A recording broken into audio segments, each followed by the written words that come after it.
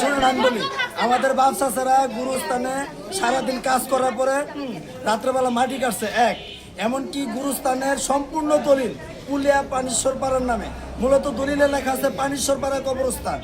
আর এই জায়গার মানে গুরুস্থানটা হচ্ছে ওয়াকফ। তো এই ওয়াকফ গুরুস্থানটা আমরা হেফাজত করতেছি, আমরা সম্পূর্ণ পিলার করছি।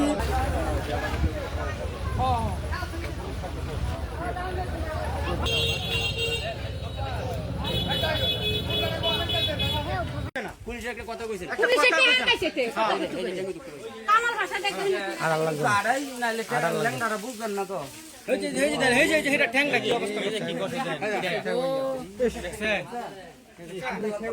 গুরুরা বন্ধ ছাড় দিছে না এই যে বুবারেও ছাড় দিছে না ভিডিও করেন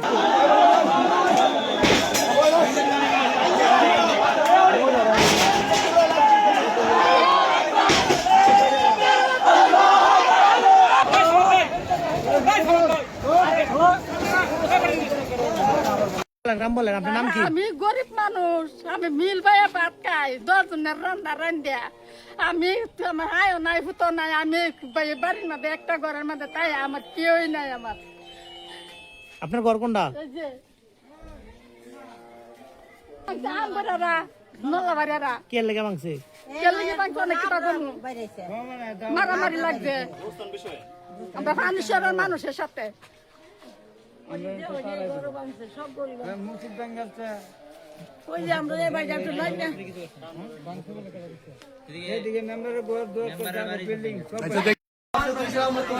শুনুন আমি বলি, আমাদের বাপসাচারা গুরুস্থানে সারাদিন কাজ করার পরে রাত্রেবেলা মাটি কাটছে এক, এমনকি গুরুস্থানের সম্পূর্ণ দলিল পুলিয়া পানিশ্বর পাড়ার নামে, মূলত দলিলে লেখা আছে পানিশ্বর পাড়া কবরস্থান।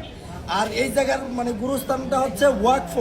তো এই ওয়াকফ গুরুস্থানটা আমরা হেফাজত করতেছি, আমরা সম্পূর্ণ পিলার করছি, আমরা সম্পূর্ণ ওয়াল করছি, আমরা গাছ লাগাইছি, এমনকি আমরা এমনকি আমরা 3.5 লক্ষ টাকার মাটি কাটাইছি। এমপি সাহেবের বরাদ্দ দিচ্ছে 1,19,000 টাকা, এমনকি 10,000 টাকা যাতায়াত মানে খরচ হয়ে গেছে। এখন এই গুরুস্থানটা ওয়াকফ ঠিক আছে, কিন্তু পুরুলিয়া পানিশ্বর পাড়ার নামে গুরুস্থান।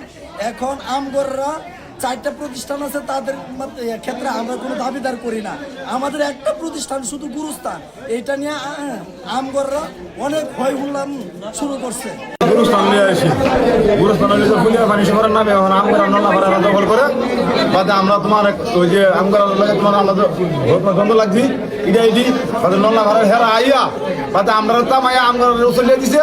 এই বাদে আমরা মাইটার খাইলাম, আমরা বাড়ি ঘর সরকার আমরা গ্রামের ভিতরে যাইয়া আমরা আমরা একটা দোকানের মাঝে আমরা কোনো স্টপ করছি না। আর নল্লাপাড়ার মানুষ যাইয়া টিটু মাওলা মুশারফ আমার ভাষা যাইয়া আমরা এই সিস্টেমের মাটি খাওয়া হয়েছে। যারা কইছে আমরা তাম আমরা তাম গেছি এখানে নেতা কর্মী, যারা দিকে আমরা গেছি দুই, এরপরে আমরা লোকে এমন এই আক্রমণটা করছে।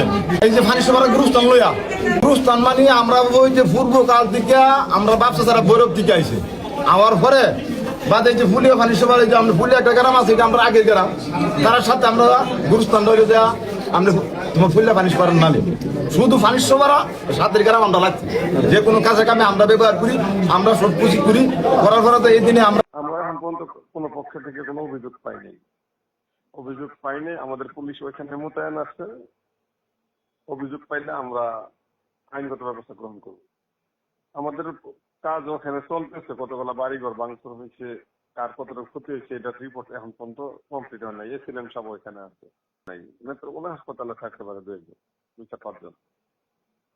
আচ্ছা আচ্ছা, এখানে 56 জনের কথা বলা হচ্ছে, এই বিষয়টা কি আপনি হাসপাতালে চিকিৎসা নিয়ে গেছে, এরাও যদি আহত মধ্যে পড়ে তাহলে তো হইতেই পারে। মামলার সুবিধা নেওয়ার জন্য অনেকেই হয়তো বেশি সংখ্যা এনলিস্টেড করতে পারে, এটা হইতে পারে।